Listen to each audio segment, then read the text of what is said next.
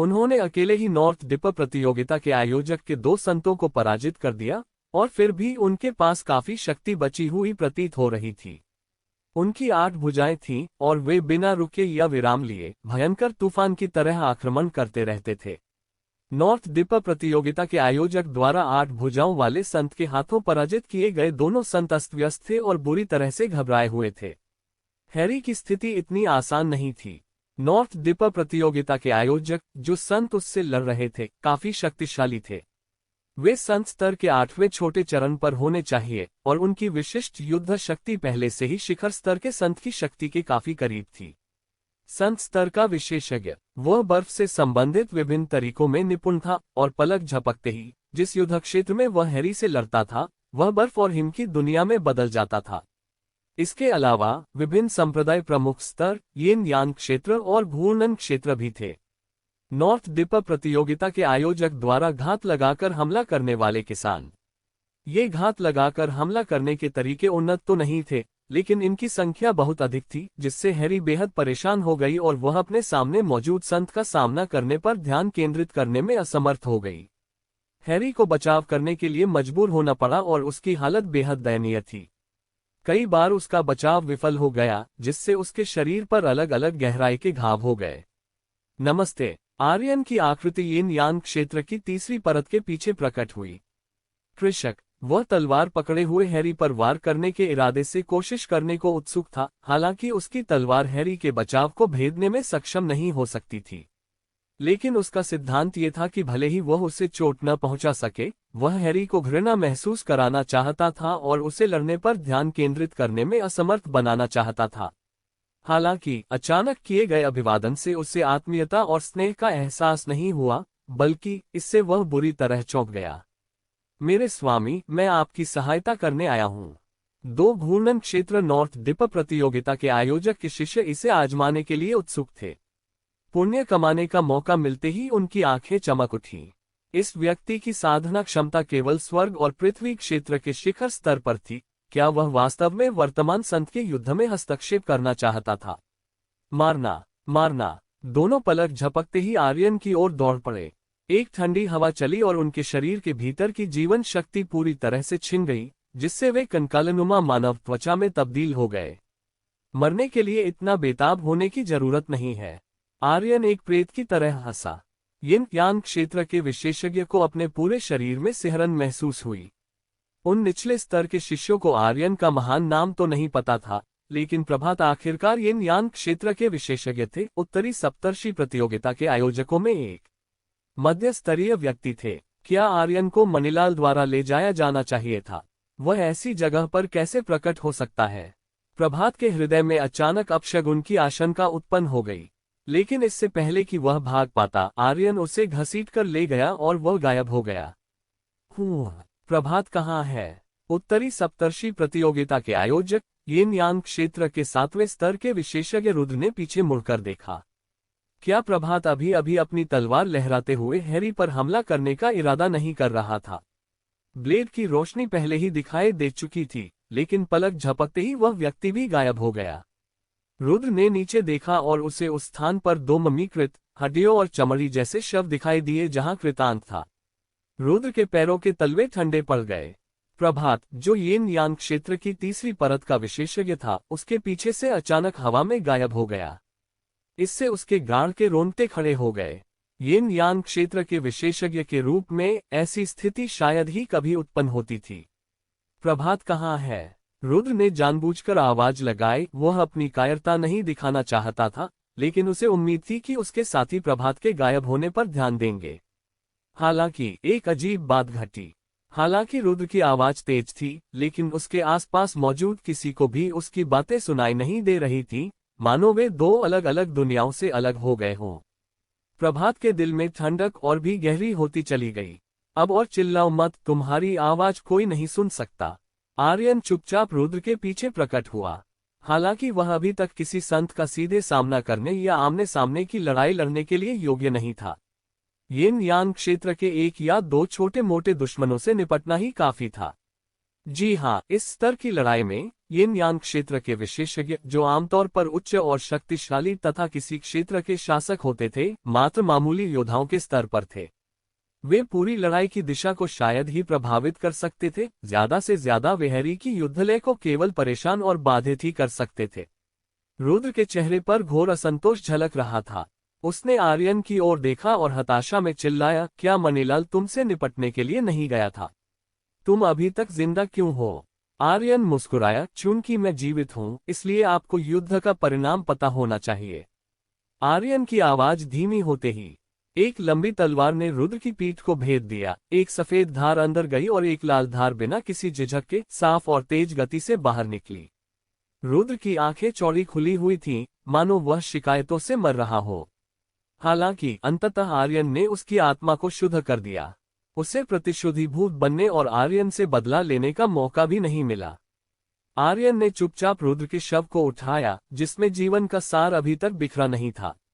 आर्यन के लिए यह एक नया खजाना था। यिन यांग क्षेत्र का एक और विशेषज्ञ चुपचाप मर गया। नॉर्थ डिपर प्रतियोगिता के आयोजकों के बीच भी बार बार यही दृश्य दोहराया जा रहा था। एक पल के बाद हैरी को पहले से ही अपने ऊपर पड़ने वाला दबाव काफी कम महसूस हो रहा था। हालांकि उसकी प्रतिक्रिया अभी भी कुछ हद तक अस्त व्यस्त थी, लेकिन कम से कम अब वह केवल रक्षात्मक मुद्रा में नहीं थी और उसके पास जवाबी कार्रवाई करने की कोई शक्ति नहीं थी। वे कहाँ हैं? सब लोग कहाँ चले गए? टाई दहाड़ा। वह नालन वू के द्वारा इस बार भेजे गए सहायकों से काफी असंतुष्ट था। हालांकि हैरी का क्षेत्र उससे 2 छोटे क्षेत्र नीचे था, फिर भी हैरी अंततः दूसरे किनारे के ब्रह्मांड से था, और दूसरे किनारे के ब्रह्मांड की साधक सभ्यता विश्व ब्रह्मांड की तुलना में अधिक विकसित थी। हैरी की अजीब हरकतें एक के बाद एक आती रहीं, जिससे उसे भी तालमेल बिठाने में मुश्किल होने लगी। अगर क्षेत्र में मिलने वाला लाभ न होता तो विशुद्ध रूप से कौशल के मामले में टाई जानता था कि वह हैरी का मुकाबला नहीं कर सकता था। लेकिन इस बार उसके पास हर तरह का लाभ था। उसने न केवल क्षेत्र के मामले में हैरी को लगातार दबाया, बल्कि संख्या में भी हैरी से काफी आगे निकल गया। उन संप्रदाय गुरु स्तर और यिन यांग क्षेत्र के प्रभाव से झींगा सैनिक और केकड़ा सेनापति टाई ने पहले ही हैरी को लगातार दबा रखा था। हैरी के घाव बढ़ते जा रहे थे, ये सभी टाई के ही किए धरे थे। हालांकि कोई भी घाव जानलेवा नहीं था, लेकिन किसी कुंद चाकू से किसी व्यक्ति को कुचलने की तरह ये घाव हैरी को दफनाने के लिए कोई जगह नहीं छोड़ सकते थे। लेकिन ठीक उसी समय जब टाई बेहद गर्व महसूस कर रहा था, उसे विश्वास था कि जीत उसकी मुट्ठी में है। बाहरी सहायता अचानक बंद हो गई। क्या तमाशा चल रहा है? टाई चिल्लाया। किसी ने भी उस पर ध्यान नहीं दिया। एक जोरदार धमाके के साथ एक लंबा व्यक्ति जमीन पर गिर पड़ा, जिससे धूल का एक घना बादल उठ गया। टाई की आंखें सिकुड़ गईं। उसने उस चौड़ी पीठ को पहचान लिया। ये नॉर्थ डिपर प्रतियोगिता के आयोजक का एक अनुभवी संप्रदाय मास्टर स्तर का विशेषज्ञ था। हालांकि उनकी ज्यादा मुलाकात नहीं हुई थी, फिर भी उसके मन में उनकी एक धुंधली सी छवि थी। ये व्यक्ति कम से कम पृथ्वी भेदन क्षेत्र की तीसरी परत का विशेषज्ञ तो था ही, है ना? लेकिन उनकी मृत्यु उनके ठीक सामने एक दुखद दुर्घटना में हो गई थी। जब धूल छट गई, आर्यन प्रकट हुआ। उसने टाई की ओर देखा, उसकी निगाहें शांत और सौम्य थीं। आर्यन, तुम मरे तो नहीं? टाई की पुतलियां सिकुड़कर सुई की नोक जितनी छोटी हो गईं। मनीलाल ही उसे मारने आया था। साधारण संप्रदाय मास्टर स्तर के विशेषज्ञों के विपरीत मनीलाल नॉर्थ डिपर प्रतियोगिता आयोजक के भीतर भी प्रसिद्ध थे। उन्हें नॉर्थ डिपर प्रतियोगिता आयोजक में संप्रदाय मास्टर स्तर के विशेषज्ञों के बीच एक उत्कृष्ट व्यक्ति माना जाता था, जो संतों के नीचे पहले क्रम में रैंक करते थे और किसी भी समय अपने वर्तमान क्षेत्र को तोड़ सकते थे। बेशक मैं मरा नहीं हूं। मैं न केवल मरा नहीं हूं, बल्कि मैंने तुम्हारे कई अधीनस्थ संप्रदाय प्रमुख और यिन यांग क्षेत्र के विशेषज्ञों को भी मार डाला है। आर्यन खिलखिलाकर हंसा, उसकी मुस्कान में थोड़ी सी अवहेलना झलक रही थी। टाई का दिल और भी ज्यादा डूबता चला गया। उसने चारों ओर देखा। इस बार नॉर्थ डिपर प्रतियोगिता से कम 300 यिन यांग क्षेत्र और संप्रदाय मास्टर स्तर के विशेषज्ञ उसकी सहायता के लिए आए थे, और अब उनमें से लगभग 30% को आर्यन ने चुपचाप खत्म कर दिया था। इसमें कोई आश्चर्य नहीं कि उन्हें लगा कि उनकी सहायता बहुत कम हो गई है। पता चला कि आर्यन गुपचुप तरीके से गड़बड़ी पैदा कर रहा था। यहां तक कि मनीलाल भी आर्यन का मुकाबला नहीं कर सकती थी, इसलिए ये लोग और भी ज्यादा असुरक्षित थे। टाई को पता था कि अगर आर्यन को इस तरह की लापरवाही से काम करने की इजाजत दी गई तो उसके किसी भी अधीनस्थ की जान नहीं बचेगी। अंतरिक्ष के स्वर्गीय दाव, जो भागने में माहिर थे, उन्हें घेरना असंभव था। जब तक आर्यन धैर्य बनाए रखता था, अंधेरे में घात लगाए बैठे एक विषैले सांप की तरह एक एक करके उन्हें मारता हुआ, तब तक वे भी अपने अधीनस्थों को मरते हुए देखकर केवल निराशा में आहें भर सकते थे। धिक्कार है उस नौगहन संप्रदाय पर, उन्होंने उस समय ऐसे दुष्ट तारे को उकसाने पर सहमति क्यों जताई। टाई के दिल में धीरे धीरे पछतावे की भावना जाग उठी। आर्यन की क्षमता असीमित थी। टाई को पूर्वाभास हो गया था कि अगर आर्यन को इसी तरह बढ़ने दिया गया तो नॉर्थ डिपर प्रतियोगिता आयोजक उसके हाथों नष्ट हो जाएगा। आर्यन, शाबाश। आर्यन का प्रदर्शन हैरी की उम्मीदों से कहीं बेहतर था। हैरी ने शुरू में सोचा था कि अगर आर्यन किस्मत से मनीलाल के चंगुल से बच भी जाता है तो भी उसकी हालत निश्चित रूप से दयनीय होगी। उसे उम्मीद नहीं थी कि आर्यन सचमुच पलटवार करेगा। दूसरे छोर के ब्रह्मांड में कमजोरों द्वारा बलवानों पर विजय प्राप्त करने के मामले असामान्य नहीं थे, और ऐसे कई मामले थे। लेकिन आर्यन का कई प्रमुख क्षेत्रों में फैले होने का मामला, स्वर्ग और पृथ्वी लोक के शरीर का उपयोग करके अर्ध सदन स्तर में प्रवेश करने की कगार पर खड़े एक विशेषज्ञ को मारना, लगभग अनसुना था। बूम! एक जोरदार आवाज के साथ कुछ दूरी पर वह स्थान था जहां स्वर्ग और पृथ्वी का अंतिम संस्कार स्थल स्थित था। नालन वुके ने पहले ही भूत आत्मा और दानव सेनापति के साथ भीषण झड़पों को जन्म दे दिया था। दानव सेनापति और भूत आत्मा आश्चर्यजनक रूप से नालन वुके के प्रतिद्वंद्वी नहीं थे। नालन वुके ने उन्हें दबा दिया था और वे बड़ी मुश्किल से ही विरोध कर पाए। अद्वितीय कृपा से परिपूर्ण नालन वुके ने अपनी शक्ति से उसी क्षेत्र के लोगों को कुचल दिया। उन्होंने एक विशाल आकाशगंगा का निर्माण किया जिसमें अनगिनत तारे थे जो चंद्रमा के चारों ओर घूमने वाले तारों की तरह धीरे धीरे नालन वुके के चारों ओर घूम रहे थे। नालन वुके ने अपने पीठ पर 10 फुट लंबा युद्ध भाला लादे हुए अधिकारपूर्वक आदेश दिया। उसने उसे नीचे की ओर घुमाया जिससे ब्रह्मांड में हलचल मच गई और पहाड़ और नदियां दो भागों में बंट गईं।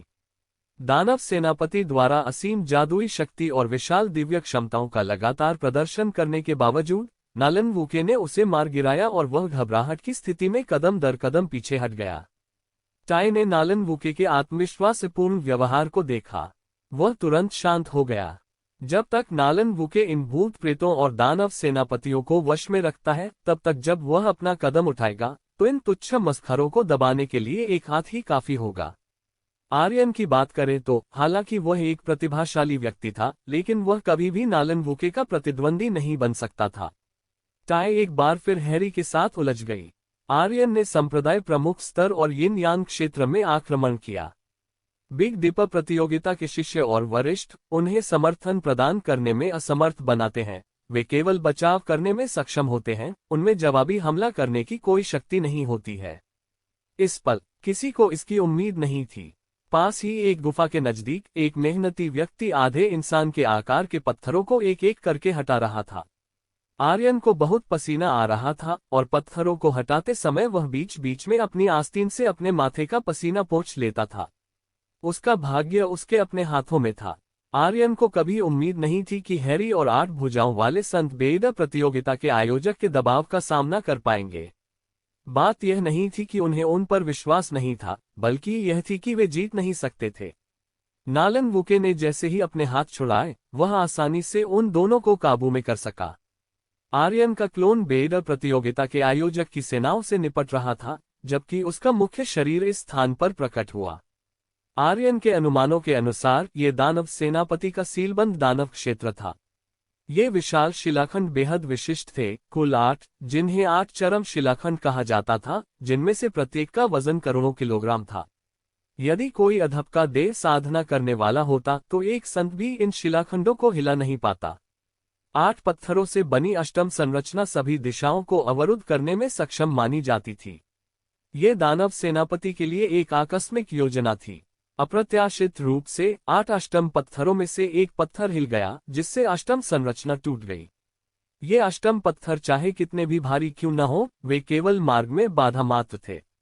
आर्यन ने 8 चरम पत्थरों को स्थानांतरित कर दिया। भविष्य में संरचनाएं बनाने के लिए ये उत्कृष्ट सामग्रियां होंगी, दुर्लभ और मुश्किल से मिलने वाली सामग्री। आर्यन ने पत्थर से बनी अमर गुफा में कदम रखा। अमर गुफा की दीवारों पर देवी देवताओं और राक्षसों की नक्काशी स्पष्ट रूप से दिखाई दे रही थी।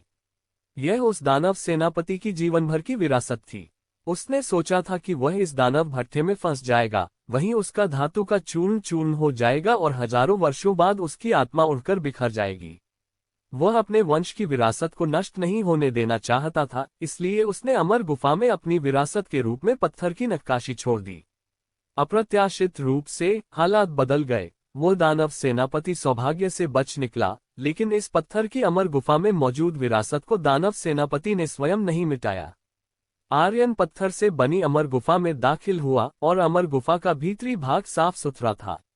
ये स्पष्ट था कि ये दानव सेनापति एक महिला थी, क्योंकि अमर गुफा के अंदर एक ड्रेसिंग टेबल और दर्पण भी मौजूद थे।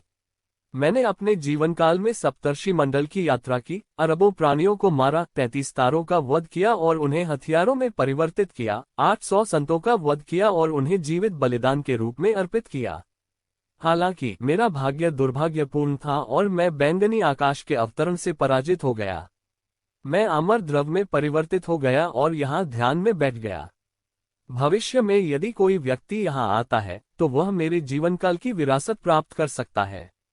महान संत भोलाशंकर। ड्रेसिंग टेबल के बगल वाली पत्थर की दीवार पर छोटे अक्षरों की एक पंक्ति को सुरुचिपूर्ण ढंग से लिखा गया था। आर्यन ने इसे ध्यानपूर्वक पढ़ा और प्रत्येक शब्दांश में अलौकिक अमर आकर्षण की कुछ झलकियां समाहित थीं। कुछ तो गड़बड़ लग रही है। महान संत भोलाशंकर। क्या ये व्यक्ति महान संत है? बाहर खड़ा दानव सेनापति तो नहीं। एक महान संत एक महान दानव होता है। हालांकि एक दानव सेनापति संतों के बीच एक शीर्ष विशेषज्ञ होता है, जो एक महान संत से केवल एक कदम दूर होता है, लेकिन वह एक कदम अक्सर एक बहुत बड़ा अंतर पैदा कर देता है। एक विशालकाय दानव दर्जनों दानव सेनापतियों के बीच से होकर गुजर सकता था और बिना किसी चोट के उन सभी को मार सकता था। आर्यन ने गौर से देखा और बिस्तर पर सचमुच एक खूबसूरत छोटा सा ब्रोकेड का डिब्बा रखा हुआ था। डिब्बा खुला और उसमें से पन्ना हरे रंग की माला निकली। इन प्रार्थना मालाओं पर 3000 देवी देवताओं और राक्षसों को युद्ध के लिए मार्च करते हुए उकेरा गया था। प्रार्थना की माला में एक लाल धागा और 33 पन्ना के मनके थे। आर्यन उन्हें अपने हाथ में लेकर खेल रहा था और जितना अधिक वह उन्हें देखता उतना ही अधिक वह चौंक जाता। क्या ये 33 मनके सचमुच उन 33 ग्रहों से बनाए गए थे? और ये लाल धागा, ये तो बिल्कुल भी लाल धागा नहीं था, बल्कि स्पष्ट रूप से एक महान संत स्तर का धागा था। ड्रैगन वंश, ड्रैगन की नसें। इस जादुई कलाकृति की सामग्री आश्चर्यजनक थी, हालांकि यह एक महान संत स्तर की थी। जादुई कलाकृति, लाल धागा और मोती दोनों ही महान संत की सर्वोत्तम कृतियों में से थे। जादुई कलाकृतियां। अब इन सबको मिलाकर इस जादुई कलाकृति की गुणवत्ता एक अकल्पनीय स्तर पर पहुंच गई थी। इसे शून्य अमर स्तर की जादुई कलाकृति कहना कोई अतिशयोक्ति नहीं होगी। यह महान संत भोलाशंकर का एकमात्र अवशेष था, हालांकि यह एक अवशेष पहले ही सब कुछ से बढ़कर था। आर्यन ने प्रार्थना की माला को वापस जटा के डिब्बे में रख दिया और उसे सावधानीपूर्वक बंद कर दिया। एक निर्दोष व्यक्ति भी खजाना रखने का दोषी होता है। अगर लोगों को पता चल जाए कि उसके पास ऐसी कोई चीज है, तो महान संत स्तर के शक्तिशाली लोग भी अपनी गरिमा को दरकिनार करते हुए उसके खिलाफ कार्रवाई करेंगे। पत्थर से बनी अमर गुफा के अंदर एक वेदी भी थी, जो महान संत भोलाशंकर की ड्रेसिंग टेबल थी। मेज पर एक छोटी सी खूबसूरत जैड की प्लेट रखी थी, जिसमें तरल की 9 बूंदें थीं। तरल की प्रत्येक बूंद मानक 9 श्रेणी का अमर तरल थी। 9वें दर्जे के अमर तरल की ये 9 बूंदें महान संत भोलाशंकर के संपूर्ण जीवन और आत्मा के सार का क्रिस्टलीकरण थीं। आर्यन ने उन्हें इकट्ठा किया और अपने आयाम के भंडारण स्थान में रख दिया। ये वस्तु अनमोल थी, अमर प्राणियों से संबंधित थी और वास्तव में अमर तरल थी। आर्यन का इरादा अमर तरल की इन 9 बूंदों को हैरी और 8 भुजाओं वाले संत को आपस में बांटने का नहीं था। ऐसा नहीं था कि आर्यन कंजूस था, लेकिन भीतर ही भीतर आर्यन हैरी और अष्टभुजाकार संत को अपना सच्चा सहयोगी नहीं मानता था। उनका रिश्ता ज्यादा से ज्यादा आपसी लाभ पर आधारित एक अस्थायी गठबंधन ही था। एक बार लाभ समाप्त हो जाने पर वे तितर बितर हो जाते। तीनों पक्षों के बीच संबंध सतही तौर पर जितना स्थिर प्रतीत होता था, उतना स्थिर नहीं था। आर्यन ने संत भोलाशंकर की अमर गुफा का फिर से ध्यानपूर्वक अवलोकन किया और पाया कि वहां वास्तव में कुछ भी अच्छा नहीं बचा था। अंत में जाते समय आर्यन संत भोलाशंकर द्वारा बनाए गए भित्तिचित्रों को अपने साथ ले गया। यह एक महान संत की अनमोल विरासत थी। भले ही आर्यन ने इसे स्वयं न उगाया हो, अगर वह इसे बेच देता तो उसे बहुत बड़ी दौलत मिलती। जिस क्षण आर्यन ने पत्थर से बनी अमर गुफा को छोड़ा, अमर गुफा ढह गई और पूरी तरह से इतिहास की धूल में विलीन हो गई। यह महान संत भोलाशंकर की मृत्यु से पहले की योजना थी।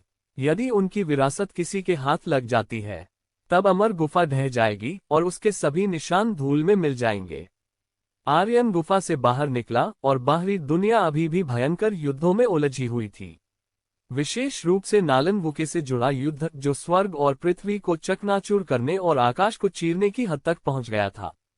इसे देखते ही आर्यन का दिल कांप उठा। इतनी विशाल ऊर्जा के साथ अगर उसे एक हल्की सी लहर से भी स्पर्श हो जाए तो उसका भौतिक शरीर चकनाचूर हो जाएगा और उसकी आत्मा नष्ट हो जाएगी। नालन वुके का चेहरा पीला पड़ गया था। उसने सोचा था कि उसने विरोधी दानव सेनापति और तीनों भूत संतों को दृढ़ता से दबा दिया है, लेकिन उसे यह उम्मीद नहीं थी कि नाजुक क्षण में तीनों भूत संत दानव सेनापति को अपनी शक्ति वापस पाने में मदद करने के लिए स्वयं को बलिदान कर देंगे। दानव सेनापतियों को दानव सेनापति इसलिए कहा जाता है क्योंकि वे दानवों के सेनापति होते हैं, कुलीन और क्रूर होते हैं। प्रत्येक दानव सेनापति एक सर्वोच्च स्तर का संत है। उनकी ताकत अद्वितीय और अजेय है। वे अपने साथियों में असाधारण हैं। हालांकि नालन वुके उत्कृष्ट है, लेकिन शक्ति के मामले में वह वास्तव में इस दानव सेनापति के बराबर ही है। पहले वह दानव सेनापति को इसलिए हरा पाता था क्योंकि दानव सेनापति अभी अभी पुनर्जीवित हुआ था और उसकी शक्ति पूरी तरह से बहाल नहीं हुई थी। अब तीनों भूत संतों के बलिदान के साथ दानव सेनापति की शक्ति 80% तक पुनः प्राप्त हो गई थी। वह नालन वुशुन से जरा भी कमजोर नहीं था और युद्ध अनुभव के मामले में भी वह नालन वुशुन से कुछ अंक अधिक शक्तिशाली था। नालन वुशुन को युद्ध में काफी संघर्ष करना पड़ा। इसी बीच 8 भुजाओं वाले संत ने एक बड़ी सफलता हासिल कर ली थी। उन्होंने एक संत को अधमरा कर दिया था। शेष बचे व्यक्ति को उसने पूरी तरह से दबा दिया था। वह पहले से ही बुरी तरह हौंफ रहा था। लड़ाई का रुख अनुकूल होता जा रहा था। आर्यन के मुख्य दल ने एक बार फिर इलाके का जायजा लिया। उसने पहले एक गलती की थी। वह दानव सेनापति के सीलबंद दानव स्थल को खोदना चाहता था, लेकिन अंत में उसने एक महान दानव को खोद निकाला। आर्यन ने ध्यान नहीं दिया कि उसके पीछे सादे कपड़ों में एक आकर्षक आकृति प्रकट हुई। उसने आर्यन की पीठ की ओर देखकर हल्की सी मुस्कान दी। उसकी मुस्कान फूल की तरह सुंदर और असाधारण रूप से चमकदार थी। इतने वर्षों तक कैद रहने के बाद मैं आखिरकार भाग निकलने में कामयाब हो गया, लेकिन अफसोस की बात है कि इस बार मुझे स्वर्ग और पृथ्वी लोक का एक मेजबान मिला। उस सुंदर आकृति की मनमोहक आंखों में रंग बिरंगी लहरें दिखाई दी। उसकी आकृति धीरे धीरे धुंधली होती गई और गायब हो गई, आर्यन के शरीर में विलीन हो गई। जल्द ही आर्यन को एक और सीलबंद दानव स्थल मिल गया। ये सीलबंद दानव भूमि घनी यिन ऊर्जा और गरजती हवाओं से भरी हुई थी। अब तो ये दानव सेनापति का सीलबंद दानव मैदान होना चाहिए। आर्यन बुदबुदाया। दानव सेनापति का सीलबंद दानव मैदान और महान दानव का सीलबंद दानव मैदान बहुत करीब थे। आर्यन ने कुल 3600 स्पिरिट स्टोन रखे, जिनमें से प्रत्येक सर्वोच्च श्रेणी का स्पिरिट स्टोन था। इन सर्वोच्च श्रेणी के स्पिरिट स्टोन को देखकर आर्यन दर्द से कांप उठा। जमींदार के पास बचा हुआ अनाज भी बहुत कम था। आत्मा पत्थरों ने एक संरचना बनाई। 3600 उच्च श्रेणी के आत्मा पत्थरों ने झोटियान तारा संरचना का निर्माण किया। जैसे ही आर्यन ने संरचना में कदम रखा, वह गहरे हरे रंग के एक जालीदार आवरण से ढक गया। इस जालीदार वस्त्र को तारा में जादुई वस्त्र कहा जाता था। जिस क्षण तारा में जादुई वस्त्र का निर्माण हुआ, सभी 3600 उच्च श्रेणी के आध्यात्मिक पत्थर चकनाचूर होकर नष्ट हो गए और उनमें निहित सभी आध्यात्मिक ऊर्जा तारा में जादुई वस्त्र में संघनित हो गई। यह तारा में जादुई वस्त्र एक वास्तविक जादुई कलाकृति और एक मायावी वस्तु के बीच की एक अनूठी वस्तु थी। यह अपने अस्तित्व को मजबूत करने के लिए निरंतर तारा में शक्ति को अवशोषित कर सकती थी। एक जादुई तारा वस्त्र 7 दिनों तक अस्तित्व में रह सकता है। 7 दिनों के बाद जादुई तारा वस्त्र स्वाभाविक रूप से विलीन हो जाता है। ये सभी राक्षसों को दूर भगाता था, सभी अंधकार में और भयावह शक्तियों का प्रतिरोध कर सकता था और इसकी रक्षात्मक शक्ति अद्भुत थी। यहाँ तक कि एक साधारण संत के पूरे बल से किए गए प्रहार से भी इस जादुई वस्त्र पर जरा सा भी निशान पड़ना मुश्किल था। आखिरकार यह एक जादुई वस्त्र था जो 3600 उच्च श्रेणी के आध्यात्मिक पत्थरों से संघनित किया गया था। इसकी शक्ति इतनी कमजोर कैसे हो सकती थी? आर्यन स्टार मैजिकल रोब पहने हुए तेजी से सील डेमन ग्राउंड में दाखिल हुआ। आर्यन के कदम रखते ही नालन वुके से लड़ रहा दानव सेनापति तुरंत सतर्क हो गया। अरे बाप रे, मेरे ठिकाने पर हमला होने वाला है। दानव सेनापति ने मन ही मन सोचा कि कुछ बुरा होने वाला है। तो ये एक चाल थी, एक मोर्चे पर हमले का दिखावा करते हुए चुपके से दूसरे पर हमला करना। दानव सेनापति चिंतित था। उसकी गुफा में कई महत्वपूर्ण चीजें थीं। अगर वे खो गईं, तो वह इस नुकसान को सहन नहीं कर पाएगा। हालांकि नालन वुके को पता नहीं था कि क्या हो रहा है। उसे लगा कि दानव सेनापति की सारी शक्ति समाप्त हो चुकी है और वह हार मानने वाला है। नालन वुके के मन में दया का कोई विचार नहीं था। मौके का फायदा उठाकर वार करो। नालन वुके ने लगातार पीछा किया और हमला किया, जिससे दानव सेनापति को बाधा पहुंची और उसे अपने ठिकाने पर लौटने से रोका जा सका। तुम मौत को दावत दे रहे हो। दानव सेनापति की आंखें भी क्रोध से लाल हो गईं।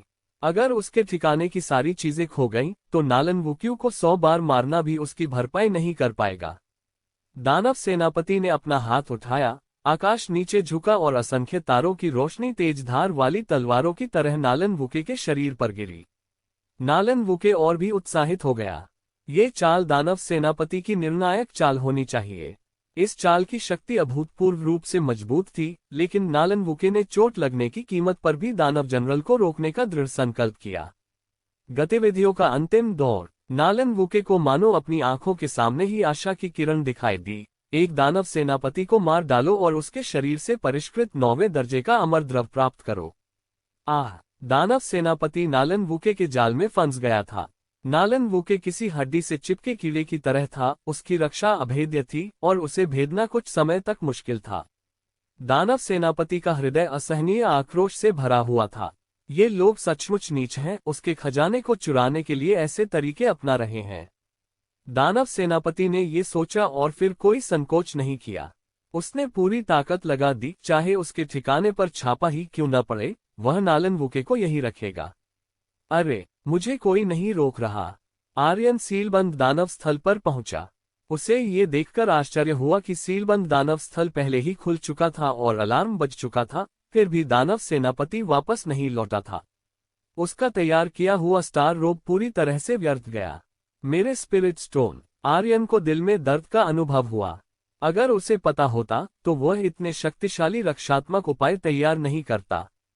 बाहर दानव सेनापति और नालन वुके पहले से ही भयंकर रूप से लड़ रहे थे। दोनों मौत की लड़ाई लड़ रहे थे। आसपास का शून्य क्षेत्र अराजकता में था और स्थानिक टुकड़े हर जगह उड़ रहे थे। नालन वुके खून से लथपथ था और उसके सुंदर चेहरे पर अचानक कई गहरे, हड्डी को भेदने वाले घाव दिखाई दिए। दानव सेनापति की हालत भी अच्छी नहीं थी। उसका एक हाथ लगभग बेकार हो चुका था। उसका पूरा शरीर ताजा खून से लथपथ था और कई जगहों पर नालन वुके ने उसकी खाल नोच डाली थी, यहाँ तक कि उसके सिर के 2 सींग भी टूट गए थे। दानव सेनापति और नालन वुके की लड़ाई उस मोड़ पर पहुंच गई थी जहां विजेता का फैसला जीवन या मृत्यु से होना था। नालन वुके का आक्रमण भयंकर और आक्रामक था। दानव सेनापति भी पीछे हटने को तैयार नहीं था। वह लगातार परस्पर विनाशकारी घातक हमले करता रहा। दोनों के बीच भीषण लड़ाई चल रही थी। आर्यन चुपके से दानव सेनापति के ठिकाने में घुस गया था।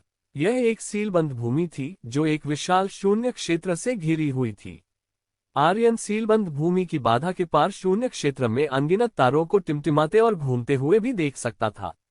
इस सीलबंद भूमि ने अपनी एक छोटी सी दुनिया बना ली थी और इसके भीतर समय का प्रवाह अन्य स्थानों की तुलना में 2 गुने से भी अधिक था। सीलबंद भूमि के भीतर किताबों की अलमारियों की कतारें थीं, जिनमें से प्रत्येक दुर्लभ आदिम शुद्ध सोने से बनी थी। पन्ने खाली थे, फिर भी उनमें राजसी दिव्य विचार के अंश समाहित थे। ये एक संत स्तर के विचार थे। पीक टाइम हेवनली दाव को लागू करने की विधियों को रिकॉर्ड करना। आर्यन जितना अधिक पढ़ता गया, उतना ही वह आश्चर्यचकित होता गया। सैकड़ों पतली पतली किताबों में से प्रत्येक में समय दाव विरासत की एक गुप्त विधि दर्ज थी। इन गुप्त विधियों का सबसे निचला स्तर संत स्तर था। मंत्रों में तो उच्च स्तरीय तकनीकें भी शामिल थीं, जो सीधे स्वर्ण अमरता की ओर ले जाती थीं।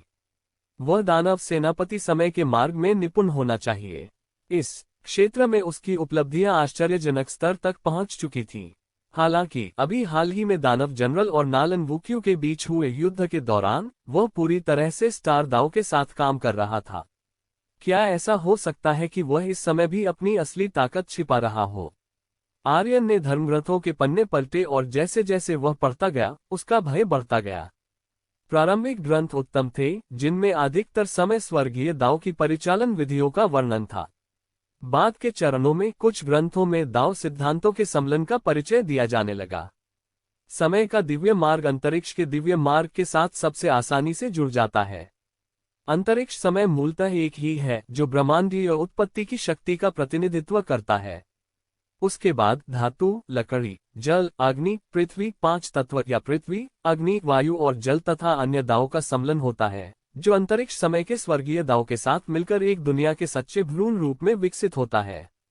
यह एक ऐसा तरीका था जो सचमुच स्वर्ग के नियमों को चुनौती देता था, एक वास्तविक ब्रह्मांड को विकसित करने का।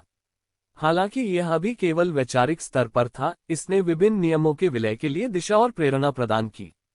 ठीक इसी क्षण बाहरी दुनिया में भीषण कंपन हुआ। इस सीलबंद मैदान के ऊपर आकाश से धूल गिरी। इस सीलबंद मैदान में वास्तव में 2 भूभाग थे। एक सीलबंद मैदान के ऊपर काफी ऊंचाई पर लटका हुआ था और दूसरा वह स्थान था जहां आर्यन वर्तमान में खड़ा था। बाहर तो घोर अराजकता फैली हुई है, यहां तक कि यह स्वतंत्र लघु जगत भी प्रभावित है। यद्यपि इस लघु जगत में 9वें दर्जे का अमर द्रव नहीं है, फिर भी ये ग्रंथ अमर द्रव से कम मूल्यवान नहीं है। और ये पवित्र भूमि भी अपने आप में एक अनमोल धरोहर है, जहां समय का प्रवाह बाहरी जगत से भिन्न है। बाहरी जगत में अभी 1 दिन ही बीता है, जबकि इस लघु जगत में 2.5 दिन बीत चुके हैं। समय के प्रवाह को बदलना एक महान दिव्य क्षमता है, जो केवल समय के मार्ग के साधकों के पास ही पाई जाती है। हालांकि बहुत कम लोग ही ऐसी महान दैवीय क्षमता में महारत हासिल कर पाते हैं, क्योंकि समय के प्रवाह को नियंत्रित करने के लिए प्राथमिक शर्त एक स्वतंत्र समय क्षेत्र का निर्माण करना है। कानून की 3 परतें जो अपना स्वयं का क्षेत्र बनाती हैं। लेकिन समय का स्वर्गीय मार्ग स्वाभाविक रूप से मायावी और निशानहीन है, तो समय क्षेत्र की खेती करना कितना आसान है। और तीसरे क्षेत्र तक कालातीत दैत्य दाव का विकास करना महज एक आधारभूत शुरुआत है। इसके बाद भी संबंधित समय के गुप्त मंत्रों का अभ्यास करना आवश्यक है। पहले आर्यन के पास समय के गुप्त मंत्रों का ये हिस्सा नहीं था, और इस प्रकार समय के स्वर्गीय मार्ग की अपनी गहन समझ के बावजूद वह समय के प्रवाह को प्रभावित करने के साधन स्थापित करने में असमर्थ था। लेकिन इस बार उसे किताबों की इस कतार में संबंधित गुप्त ग्रंथ मिल गए। अगली बार वह समय के प्रवाह को प्रभावित करने वाली संरचनाएं स्थापित करने में सक्षम होगा। आर्यन ने इस संपूर्ण लघु संसार को एकत्रित किया और इसे अपने पत्थर के पेंडेंट में स्थापित कर दिया। तार्किक रूप से कोई भी स्थानिक विधि किसी अन्य स्थान को समाहित करने में सक्षम नहीं होनी चाहिए। हालांकि ये पत्थर का लटकन वाला स्थान एक अपवाद है। जैसे जैसे आर्यन की साधना में सुधार होता गया, उसे पत्थर के लटकन वाले स्थान की एक नई समझ प्राप्त हुई। ये पत्थर का लटकन वाला स्थान सरल नहीं है। इसमें तारे और अराजकता समाहित हैं, और यह एक पतित ब्रह्मांड होना चाहिए जो इसके भीतर संकुचित हो। और एक छोटी दुनिया का पतनशील लघु ब्रह्मांड में समाहित हो जाना पूरी तरह से तर्कसंगत है। बाहर दानव सेनापति का दिल एकदम ठंडा पड़ गया था। उसका सबसे बुरा डर आखिरकार सच हो गया था। उसके ठिकाने पर छापा मारा गया था, और इस घृणित चोर ने न केवल उसके ठिकाने से खजाने चुरा लिए, बल्कि ठिकाने को भी नहीं छोड़ा। ये किस तरह का अतिवादी व्यक्ति था जिसने उसकी मांद पर भी कब्जा कर लिया। यह एक गुप्त खजाना था जिसे उसने एक खंडित दुनिया से परिष्कृत किया था, कम से कम संत स्तर का। वह छोटी सी दुनिया ही उसके लिए सबसे ज्यादा मायने रखती थी। भीतर मौजूद गुप्त लेख गौण थे, क्योंकि उन्हें गुप्त ग्रंथों की विषय वस्तु पहले से ही ज्ञात थी। उन्हें खोने से उनकी शक्ति में कोई कमी नहीं आएगी, लेकिन स्मॉल वर्ल्ड के बिना भविष्य में उसकी साधना की गति में भारी कमी आएगी। उनके पास समय को समझने की स्वाभाविक प्रतिभा थी, लेकिन सामग्रियों के बिना समान ब्रह्मांडीय स्थान को फिर से बनाना बहुत मुश्किल होगा। दानव सेनापति का पीला पड़ा चेहरा और बेजान आंखें देखकर नालन वुके ने सोचा कि दानव सेनापति सचमुच अपनी सारी शक्ति खो चुका है और उसकी बुद्धि का अंत हो गया है। उसने कमर पर हाथ रखकर दानव सेनापति से विजयी भाव से कहा, कैसा रहेगा? क्या तुम हार मानने को तैयार हो? अभी घुटने टेककर आत्मसमर्पण कर दो, अपने शरीर पर मौजूद 9वें दर्जे के अमर द्रव को अर्पित कर दो और नॉर्थ दिपा प्रतियोगिता के आयोजक से मिल जाओ। अभी भी समय है। नालन वुके बहुत ही अहंकारी था, उसका मन तो इस दानव सेनापति को वश में करने और वापस लौटने के बाद के दृश्य के बारे में कल्पना करने लगा था। सच कहें तो ये दानव सेनापति वास्तव में कमजोर नहीं था, बल्कि वास्तविक साधना और युद्ध अनुभव के मामले में उससे भी अधिक शक्तिशाली था। समस्या बस इतनी थी कि वह अभी अभी पुनर्जीवित हुआ था और उसकी शक्ति अभी तक अपने चरम पर नहीं पहुंची थी। 3 सिर वाले भूत संत के बलिदान से भी केवल दानव सेनापति की जादुई शक्ति ही बहाल हुई, उसका शरीर अभी भी अपेक्षाकृत कमजोर था। दानव सेनापति के अंदर दबा हुआ क्रोध उमड़ रहा था, जिसे निकालने के लिए कोई जगह नहीं मिल रही थी। नालन वुके के अहंकारी और दबंग रवैये को देखकर उसने तुरंत अपना निशाना ढूंढ लिया। नालन वुके द्वारा उसे रोकने के लिए किए गए हताश प्रयास उस छोटे चोर को सुविधा प्रदान करने के लिए ही किए गए होंगे। ये नालन वुके सचमुच हद से ज्यादा घृणित है। दानव सेनापति की आंखें लाल हो गई थीं। वह नालन वुके को घूरते हुए बोला, जूनियर, तुमने मुझे ऐसा करने पर मजबूर कर दिया। नालन वुके के दिल में डर की एक लहर दौड़ गई। क्या उन्होंने यह नहीं कहा था कि ये दानव सेनापति अपनी सारी बुद्धि खो चुका है? उसके पास अभी भी तुरुप के पत्ते, अभी भी अंतिम दांव कैसे हो सकते हैं? वह झूठ बोल रहा होगा, ऐसा ही होना चाहिए, ऐसा ही होना चाहिए। दानव सेनापति ने बोलना बंद कर दिया। जीवन मरण के शत्रु के सामने और अधिक शब्दों का कोई अर्थ नहीं था। दानव सेनापति ने धीरे से अपनी हथेली उठाई। शून्य लोक में आध्यात्मिक ऊर्जा के कण संघनित होकर एक अदृश्य अर्धचंद्राकार तलवार में परिवर्तित हो गए। जैसे ही तलवार नीचे आई, आसपास की आध्यात्मिक ऊर्जा अस्त व्यस्त हो गई। उत्पत्ति को विच्छेदित करना। दानव सेनापति की तलवार नीचे की ओर लहराए, मानो कर्म से बंधी हो, मानो 1000 मील के भाग्य से बंधी हो, और अपने सामने फैले विशाल शून्य क्षेत्र की ओर बढ़ती गई। हालांकि नालन वुके ने खतरे को भांप लिया और बच निकला, फिर भी उसे तलवार लग गई। उसका चेहरा पल भर में बूढ़ा हो गया और उसकी आंखों के कोनों पर बारीक झुर्रियां दिखाई देने लगीं। पल भर में ही नालन वुके ने मानो 1000 साल जी लिए हों। उत्पत्ति विच्छेदन मंत्र। पौराणिक उत्पत्ति विच्छेदन मंत्र। इस दानव सेनापति ने सचमुच इसका प्रयोग किया। आर्यन दानव सेनापति के सीलबंद क्षेत्र से ठीक समय पर बाहर निकला और इस दृश्य का साक्षी बना। उसका दिल जोर से धड़क रहा था। उत्पत्ति विच्छेदन मंत्र के साथ दानव सेनापति का नाम पहले से ही उसकी जुबान पर था, जो 1 लाख साल पहले मानव जाति में सबसे शक्तिशाली अंतरिक्ष समय विरासत धारक था। 1 लाख साल का समय अधिकांश किंवदंतियों को मिटाने के लिए पर्याप्त होता, लेकिन जो कि मानव जाति के इतिहास में कभी भी एक डूबी हुई चट्टान नहीं बन सकता था।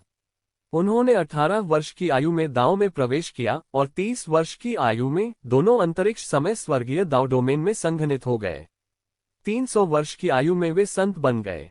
जब वे संत बने तो सूर्य और चंद्रमा एक साथ चमकने लगे और समस्त लोग उनकी पूजा करने के लिए आ गए। अंतरिक्ष समय के 2 महान स्वर्गीय मार्गों में उनकी उपलब्धियां अद्वितीय थीं। संत लोक में दोनों स्वर्गीय मार्गों को पहले ही 8वें स्तर तक विकसित किया जा चुका था। उन्होंने एक बार अपने संत का इस्तेमाल किया था किसी महान संत की हत्या करने के लिए शारीरिक शक्ति का उपयोग करना। वह अपनी अनूठी रचना सेवरिंग ओरिजिन स्पेल पर निर्भर था। सेवरिंग ओरिजिन स्पेल का कोई हल नहीं है। ये हमेशा असर करता है और इससे प्रभावित व्यक्ति को पल भर में 1000 साल का अनुभव हो सकता है, जिससे उसकी उम्र कम हो जाती है और अंततः उसकी मृत्यु हो जाती है। हे साधकों, आकाश के विरुद्ध जाकर दीर्घायु के लिए साधना करो, शाश्वत जीवन के लिए साधना करो। जोकी के सेवरिंग ओरिजिन स्पेल से कौन नहीं डरेगा? ये खेदजनक है कि बाद में किसी कारणवश जोकी राक्षसी मार्ग पर चल पड़ा और एक दानव में परिवर्तित हो गया। यद्यपि उसकी शक्ति बढ़ गई, फिर भी निर्दोषों की अंधाधुंध हत्या करने के कारण उसे सभी लोगों से बहिष्कृत कर दिया गया। अंततः जोकी रहस्यमय तरीके से इतिहास की लंबी धारा में विलीन हो गया। कई इतिहासकारों ने जोकी के साथ क्या हुआ ये जानने के लिए काफी प्रयास किए और अप्रत्याशित रूप से जोकी इसी स्थान पर समाहित हो गया। संभवतः जोकी की अंतरिक्ष समय से संबंधित विधियों का उपयोग करने में अनिच्छा का एक कारण ये भी था कि वह नहीं चाहता था कि दूसरे उसकी पहचान जान लें। जोकी के हरकत करते ही नालन वुके अचंभित रह गई। 1000 साल पल भर में जोकी। दरअसल उन्होंने मानव जाति के इतिहास की किंवदंतियों में वर्णित अंतरिक्ष समय के अजेय विलक्षण प्रतिभा वाले व्यक्ति का सामना किया। जब दूसरे अजेय कहते हैं तो शायद ये शेखी हो, लेकिन जोकी सेंट में सचमुच अजेय था। क्षेत्र, यहाँ तक कि महान संत स्तर के शक्तिशाली लोगों को भी वह परेशानी का सबब लगता था। अंतरिक्ष स्वर्गीय दाओ सबसे पहले भागने के लिए। अगर वह सचमुच भागना चाहता तो उसे कोई नहीं रोक सकता था। स्थानिक मुहर जोकी के विरुद्ध लगभग अप्रभावी थी, क्योंकि स्थानिक मुहर को उच्च क्षेत्र से निम्न क्षेत्र को दबाना होता है, और जोकी ने अंतरिक्ष स्वर्गीय मार्ग को 8वें स्तर तक समझ लिया था। जब तक कोई स्वर्गीय दरबार में प्रवेश न करे, अंतरिक्ष स्वर्गीय मार्ग में कोई भी जोकी से आगे नहीं निकल सकता था। आक्रमण की बात करें तो जोकी बड़ी आसानी से आपकी उम्र के 1000 साल काट सकता है। यहाँ तक कि सबसे शक्तिशाली संत भी इस तरह के खेल को सहन नहीं कर सकते। नालन वुके तुरंत डर के मारे पीछे हट गया। वह जानता था कि वह जोकी के हमले का सामना बिल्कुल नहीं कर पाएगा। नालन वुके भागने के लिए मुड़ा, लेकिन 10,000 फीट तारों की रोशनी एक पर्दे की तरह नीचे उतर आए और उसे जोकी से अलग कर दिया। उत्पत्ति को विच्छेदित करना। जोकी के चेहरे पर कोई भाव नहीं था। उसने फालतू की बातों में समय बर्बाद करना भी उचित नहीं समझा। स्टार दाओ एक ऐसी चीज थी जिसे उसने हाल ही में समझा था। अभी अभी 5वीं परत तक साधना पूरी की है। 9वीं परत के अंतरिक्ष स्वर्गीय दाओ और समय स्वर्गीय दाओ की तुलना में तारा दाओ की इस स्तर की उपलब्धि कुछ भी नहीं है। जी हाँ, सीलबंद रहने की अवधि के दौरान जोकी ने लगातार कई सफलताएं प्राप्त की और अंतरिक्ष और समय के 2 महान स्वर्गीय दाओ को 9वें स्तर तक विकसित किया। क्षेत्र, जैसे ही डिकैपिटेट ओरिजिन को छोड़ा गया, 1000 साल पलक झपकते ही बीत गए। नालन वुके को पहले ही जोकी के दिव्य विचार द्वारा चिन्हित कर लिया गया था। एक ही झटके में उनके जीवन काल के और 1000 साल छिन गए। उनका चेहरा पल भर में बूढ़ा हो गया, उनके बाल सफेद हो गए और उनके कदम लड़खड़ाने लगे। नालन वुके चाहे कितना भी शक्तिशाली क्यों न हो, वह समय के निर्दयी प्रवाह का विरोध नहीं कर सकता था। जोकी ने एक और कदम आगे बढ़ाया और एक और डिकैपिटेट ओरिजिन की कास्टिंग हो गई। नालन वुके के जीवन काल का अंतिम अंश सीधे तौर पर काट दिया गया, जिससे वह एक शिखर से रूपांतरित हो गया। संत पल भर में सफेद सूखी हड्डियों के ढेर में बदल गया। उसके शव पर अभी भी एक क्रिस्टल स्पष्ट समचतुर्भुज ऋषि मूर्त सार मौजूद था, जिसे जोकी ने एकत्र किया। ये जोकी बहुत ही डरावनी है। शक्तिशाली और प्रभावशाली नालन वुके केवल 3 डिकैपिटेट ओरिजिन तकनीकों के बाद अपनी चरम अवस्था से सूखकर हड्डियों के कंकाल में तब्दील हो गया। इस तरह की विधि सरासर वर्जित है। इसका इस दुनिया में कोई अस्तित्व नहीं होना चाहिए।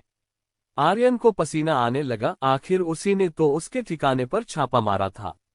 अगर यह बड़ा आदमी इस मामले को आगे बढ़ाता है तो वह उसे नीचे गिराने के लिए काफी नहीं होगा। आर्यन को अपराधबोध हुआ और वह लाभ उठाकर भाग जाना चाहता था।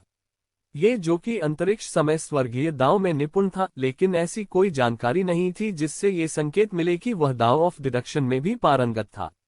उसे नहीं पता कि इसे मैंने चुराया था, उसे नहीं पता कि इसे मैंने चुराया था। इस समय आर्यन के पास आत्मसम्मोहन के अलावा कोई विकल्प नहीं था।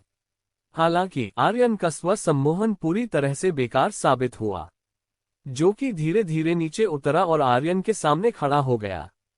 उसने अपनी भौहें थोड़ी ऊपर उठाई और कहा, मेरी छोटी सी दुनिया तुम्हारे हाथों में है। नहीं, आर्यन ये बात स्वीकार करने के बजाय मरना पसंद करेगा। कहावत है, अपराध स्वीकार करने पर कड़ी सजा और आजीवन कारावास मिलता है, जबकि विरोध करने पर नरमी बरती जाती है और नए साल पर घर जाने की अनुमति मिल जाती है। अगर जोकी इस बात की पुष्टि कर दे तो जोकी उसे एक ही वार में मार गिराएगा। इससे कोई फर्क नहीं पड़ता कि तुम इसे स्वीकार करते हो या नहीं। मुझे किसी को मारने के लिए सबूत की जरूरत नहीं है।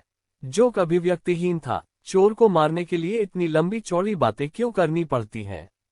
उसे एहसास हुआ कि वह वास्तव में इस टूटी फूटी जगह में बहुत लंबे समय से कैद था, यहाँ तक कि उसकी वाणी भी लंबी लंबी हो गई थी। आर्यन ने बिना कुछ और कहे सीधे तौर पर जैसा आप चाहें गुरु की आध्यात्मिक छाप छोड़ दी। उसे उम्मीद थी कि इस समय यह मददगार गुरु उसकी जान बचा सकता है। एज यू विश मास्टर प्रकट हुए। उन्होंने आर्यन की ओर मुस्कुराते हुए देखा। क्या तुमने अपने बड़े भाई को नाराज कर दिया? क्या बड़े भाई? जोकी को देखते ही आर्यन की आंखें चौड़ी हो गईं। जब जोकी ने एज यू विश मास्टर की आकृति देखी तो उसके चेहरे पर भी उदासी छा गई और वह जाने के लिए मुड़ गया। बड़े शिष्य, क्या बात है? आप अपने गुरु को देखकर उनका अभिवादन तक नहीं करते। एज यू विश मास्टर की मुस्कान फीकी नहीं पड़ी। जोकी पीछे मुड़ा, मुट्ठी बांधी और बड़ी औपचारिकता से एज यू विश मास्टर से कहा, शिष्य। जोकी ने गुरुजी को नमस्कार किया। हा, एज यू विश मास्टर की हंसी बेहद आत्मसंतुष्ट थी। आखिरकार वह असंख्य लोगों के इतिहास में एक प्रसिद्ध महाप्रतिभाशाली व्यक्ति थे। उनका गुरु होना मेरे लिए सम्मान की बात थी। गुरुजी, क्या हो रहा है? एक पल के लिए आर्यन को लगा कि वह गंभीर खतरे में है और बच नहीं सकता, लेकिन अगले ही पल उसे लगा जैसे पूरी दुनिया उलट पुलट हो गई हो। जो कि उम्र के हिसाब से एज यू विश मास्टर से बड़ा होना चाहिए। ये बूढ़ा आदमी उसका बड़ा भाई कैसे बन गया? जो कि अब बस यहां से जाना चाहता था। वह इस छोटी सी दुनिया को भी छोड़ सकता था। धिक्कार है, उसे पहले ही समझ जाना चाहिए था कि इस बच्चे का छिपकर घूमना बिल्कुल उस बूढ़े आदमी के जैसा था, जो कि मेरे पिछले महान जन्म में मेरा शिष्य था। हालांकि उसकी अंतरिक्ष समय प्रतिभा एक अवसर से प्राप्त हुई थी। मैंने उसके साधना पथ में महत्वपूर्ण भूमिका निभाई थी। उस समय उसकी मृत्यु के कारण वह राक्षसी पथ पर चला गया था। मैं सही कह रहा हूं ना, जो कि अब चाहता था कि उसे कहीं छिपने की जगह मिल जाए। उस समय वह इतना मूर्ख कैसे हो गया था? एक अविश्वसनीय बूढ़े आदमी की वजह से राक्षसी मार्ग पर कैसे चल पड़ा? हालांकि एज यू विश मास्टर ने जो कहा वह बिल्कुल सही था। जो कि एक ईमानदार लड़का था, वो सिर में झंझनाहट के साथ केवल इतना ही कह सका, हाँ, सब कुछ वैसा ही है जैसा बूढ़े आदमी ने कहा था। क्या आपका पिछला जीवन भी महान था? गुरुजी, क्या आपका पिछला जीवन से पहले भी कोई जीवन था? आर्यन की आंखें चौड़ी हो गईं। उसने पहले ही सोच लिया था कि यह सुविधाजनक गुरु बहुत शक्तिशाली है, लेकिन उसे यह उम्मीद नहीं थी कि उसने इस सुविधाजनक गुरु की पहचान और उत्पत्ति को कम आंका था। अय्यो विश मास्टर ने अपनी दाढ़ी सहलाते हुए आह भरी, ये तो स्वाभाविक है। मैं, अय्यो विश मास्टर, जीवन और मृत्यु की शक्ति का स्वामी हूँ। प्रत्येक जीवन में मैं अपने पुनर्जन्म का एक चिन्ह संश्लेषित करता हूँ। वास्तव में कड़ाई से कहें तो मैंने केवल 3 जीवन जिए हैं। गुप्त चक्षु संप्रदाय से पहले और बाद के जीवन को एक ही जीवन माना जा सकता है, क्योंकि मैंने पुनर्जन्म का अनुभव नहीं किया, नए को पार नहीं किया और न ही साधना को नए सिरे से शुरू किया। इसलिए मेरा एक जीवन अभी समाप्त नहीं हुआ है और मैं पहले ही 1 लाख वर्षों से अधिक जी चुका हूँ। जैसे जैसे एज यू विश मास्टर बोलता गया, वैसे वैसे वह और भी आत्मसंतुष्ट होता गया और आर्यन को उसके शब्दों में शेखी बघारने का संकेत पहले ही मिल गया था।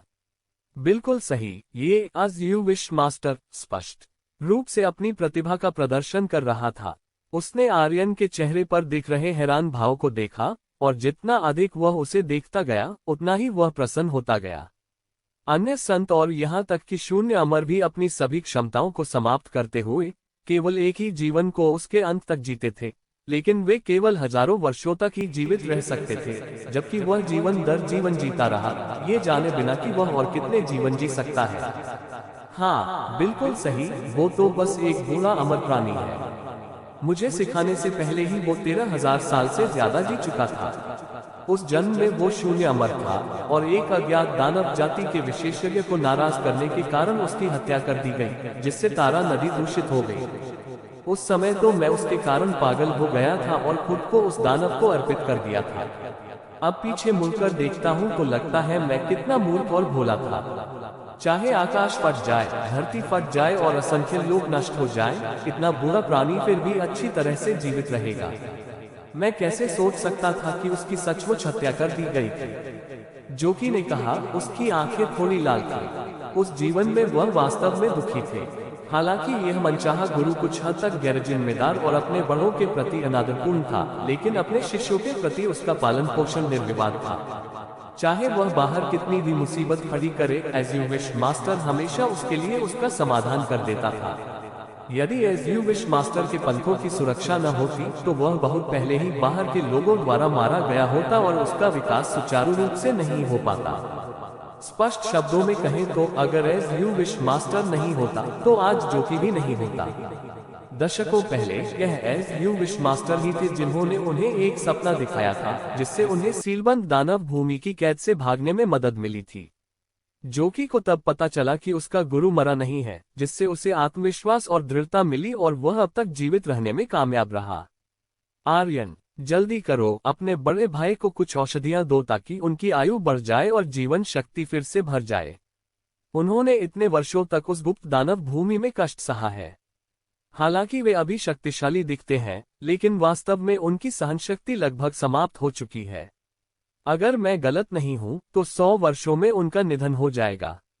उस गुप्त दानव भूमि ने उनकी सारी जीवन शक्ति को जबरदस्ती निकाल लिया और उसे 9 चक्रों वाले अमर द्रव में परिवर्तित कर दिया, जिससे उनकी नींव और आयु को पहले ही नुकसान पहुंच चुका है। एस यू विशमास्टर ने लापरवाही से बात की, लेकिन उनकी आंखों की गहराई में छिपी चिंता को नकारा नहीं जा सकता था।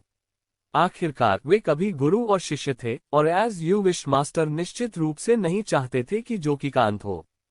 कोई जरूरत नहीं, जीवन और मृत्यु तो भाग्य में लिखी है, धन और मान तो स्वर्ग में है। दांव की नींव को हुए नुकसान का इलाज अमर औषधि के बिना मुश्किल है। मेरे इस जर्जर शरीर के लिए छोटे भाई को पैसे खर्च करने की जरूरत नहीं है। जोकी ने आर्यन को अपना छोटा भाई मान लिया था, लेकिन वह एक ऐसा व्यक्ति था जिसे अपनी प्रतिष्ठा की परवाह थी।